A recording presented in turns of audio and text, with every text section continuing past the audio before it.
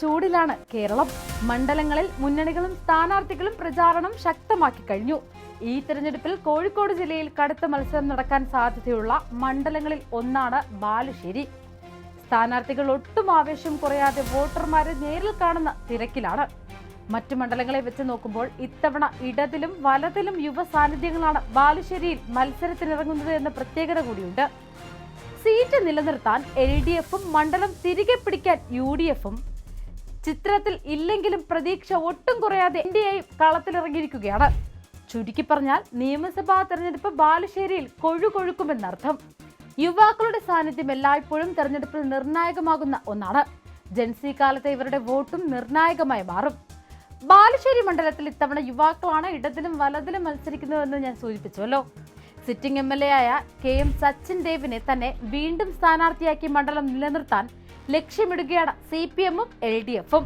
പക്ഷേ ഇത്തവണ ബാലുശ്ശേരിയിൽ വിജയിക്കുക എന്നത് സച്ചിൻ ദേവിനും CPIക്കും അത്ര എളുപ്പമല്ല. കാരണം സച്ചിൻ ദേവിനെതിരെ കോൺഗ്രസ് ഇറക്കിയിരിക്കുന്നത് യുവ നേതാവ് TV സൂരജിനെയാണ്.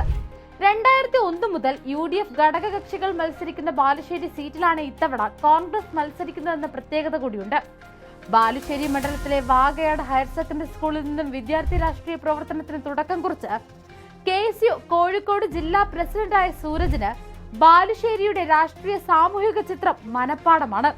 വടകര ടെക്നിക്കൽ ഹൈസ്കൂളിൽ നിന്ന് ഹൈസ്കൂൾ പഠനവും നടുവണ്ണൂർ വാഗേട് ഹയർ സെക്കൻഡറിയിൽ നിന്ന് +2 പഠനവും SN കോളേജ് ചേളന്നൂരിൽ നിന്ന് ഇംഗ്ലീഷ് സാഹിത്യ ബിരുദവും ഒപ്പം KSU എന്ന വിദ്യാർത്ഥി പ്രസ്ഥാനത്തിലൂടെ സമാനതകളില്ലാത്ത നേതൃപാഠവും വിദ്യാർത്ഥി രാഷ്ട്രീയത്തിൽ എതിരാളികളെ പോലും നിശബ്ദനാക്കുന്ന സവിശേഷമായ വ്യക്തിത്വവുമാണ് സൂരജിന്റേത്.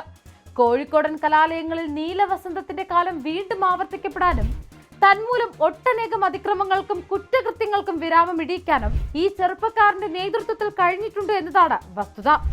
കേരളത്തിലെ പരീക്ഷകളിൽ ചോദ്യപേപ്പർ ചോരുന്നു എന്ന ആദ്യമായി ആരോപണം ഉന്നയിച്ചതും കണ്ടെത്തിയതും പരാതി നൽകിയതും KSU ജില്ലാ കമ്മിറ്റി പ്രസിഡന്റ് എന്ന നിലയിൽ VT സൂരജാണ്.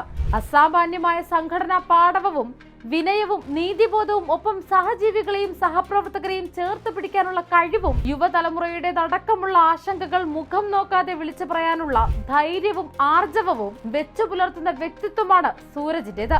ജനങ്ങളുടെ സ്വരം കേൾക്കുന്ന പുതുചിന്തയും പുതു ഊർജവും കൈവശമുള്ള അടിത്തട്ടിൽ പ്രവർത്തിച്ച നേതാവാണ് TV സൂരജ്. KSU കോഴിക്കോട് ജില്ലാ പ്രസിഡന്റ് എന്ന നിലയിൽ വിദ്യാർത്ഥി യുവജന പോരാട്ടങ്ങളിലൂടെ കരുത്ത് തെളിയിച്ച സൂരജ് ബാലുശ്ശേരിക്ക് ഏറ്റവും അനുയോജ്യനായ സ്ഥാനാർത്ഥി തന്നെയാണ്. യുവത്വത്തിന്റെ ആവേശവും പുതിയ കാലത്തിന്റെ കാഴ്ചപ്പാടുകളുമായി എത്തുന്ന സൂരജ് മണ്ഡലത്തിലെ വികസന മുരടിപ്പിനെതിരെ ശക്തമായ ബദലായി മാറുമെന്നാണ് UDFന്റെയും മണ്ഡലത്തിലെ ജനങ്ങളുടെയും പ്രതീക്ഷ. KSUവിലൂടെ രാഷ്ട്രീയ രംഗത്തേക്ക് പ്രവേശിച്ച സൂരജിനെ ഇത്തവണ മത്സര രംഗത്തേക്ക് ഇറക്കുന്നതിലൂടെ യുവാക്കളുടെ വോട്ട് ഏകീകരിച്ച് മണ്ഡലത്തിൽ വിജയം കൈവരിക്കാനാകുമെന്ന ഉറച്ച വിശ്വാസത്തിലാണ് UDF. KSU കോഴിക്കോട് ജില്ലാ പ്രസിഡന്റ് TV സൂരജ് സിനിമാ താരം ധർമ്മജനെ ഇറക്കിയിട്ടും കഴിഞ്ഞ തവണ വീണ മണ്ഡലം ഇത്തവണ മണ്ണറിഞ്ഞു പണിയെടുക്കുന്ന ഒരു സാധാരണക്കാരന്റെ മകനിലൂടെ തിരിച്ചു പിടിക്കാമെന്നാണ് UDF കണക്ക് കൂട്ടുന്നത്. ഓലമേയുന്ന അച്ഛന്റെയും അക്കൗണ്ട് കളക്ഷൻ ഏജന്റായ അമ്മ പുഷ്പയുടെയും കഠിനാധ്വാനം കണ്ടു വളർന്ന സൂരജിന് സാധാരണക്കാരന്റെ പ്രശ്നങ്ങൾ വെറുമൊരു തിരഞ്ഞെടുപ്പ് വിഷയമല്ല.